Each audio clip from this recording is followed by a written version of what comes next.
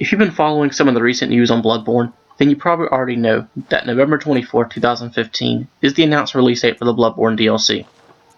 What I'm here to talk with you today is some of the finer details as well as some of my own speculations and wish list for this game that I think still has a lot left to expand upon. First, let us start with this build here. A few weeks ago, I got tired of starting up my game and seeing the same builds on my load screen that I had been working with for the past few months. Now don't get me wrong, I love those builds, and they have brought me a lot of luck in both PvE and PvP. But after just staring at the same builds day in and day out, I wanted to change. I wanted something brand new. With the announcement of the Bloodborne DLC, this gave me an excuse to do that thing that was something new. So, I deleted all my previous builds in order to force myself to make one better than all the rest to be the most prepared for the upcoming DLC. And that is this build. As you can already see, I'm using my three favorite weapons from my past builds: the Kirkhammer, the Ludwig's Holy Blade, and the Evelyn.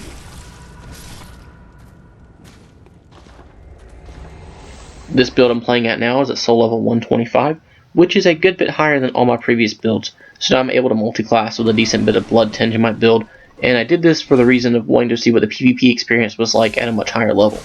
I am one that has no problem admitting when I'm wrong, so ladies and gentlemen, I was wrong. The PvP meta should be at or around soul level 125, not at 80 or 100 that I previously debated on.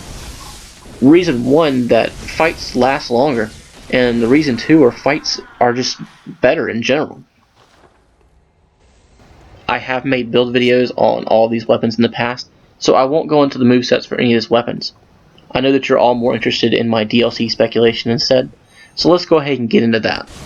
I have played all the Souls games DLCs upon release date, in different ways on the first run through, just to figure out which is the best way to enjoy what FromSoft has to offer. I've tried solo, I've tried doing co-op, I've tried both New Game and New Game Plus, I've tried gathering all the items and exploring right off the bat, and I've even tried speedrunning right to the boss rooms. After having different experience and knowing what to do to best enjoy the new content, I'd like to recommend some of these things to you for your first time playing through the DLC. So what I would recommend playing the DLC the first time through, I would play it on New Game Plus, and I would play it solo the first time through. This gives you a harder, fuller experience, and you won't be rushed by your fandom friends or incoming strangers, and you can sit down and thoroughly enjoy the DLC that you have waited so long to enjoy. That being said, make sure you are at least halfway through the game in order to access the DLC's content material. Make sure you're stocked up on items, blood vials, and quicksilver bullets in order to ensure you don't run into any speed bumps along the way. Also, have as many upgrading materials as possible on your person so you can use the newer weapons quicker upon discovery. While we're on the topic of new weapons, you guys may have seen some of the new weapons and you're probably excited about some of the ones you've seen through screenshots or leaked gameplay, but the weapon I'm most excited or looking forward to is Simon's bow blade, the one that's part blade, part bow. I hear that Beast Claws is getting an upgrade to its moveset, and I've also heard of a newer hammer/chainsaw type weapon.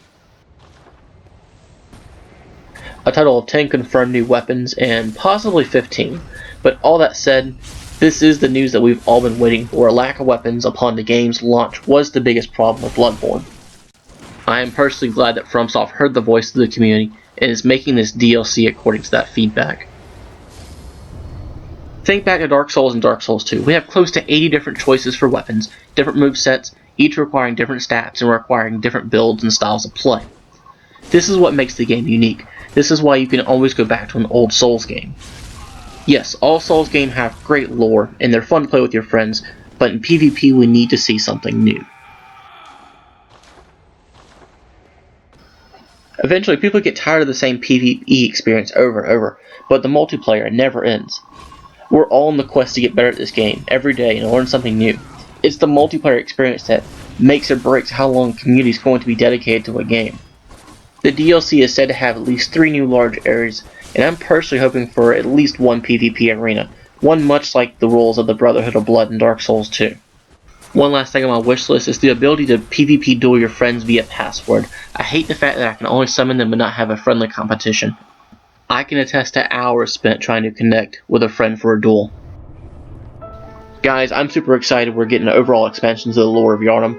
The DLC was set to be upon 2 different releases, but now it's going to be 1 expansion pack for $19.99. Again, it comes out on November 24th, 2015. So guys, here's a link to some of my other videos if you're interested. Thanks for watching. Remember to play smart and keep on winning.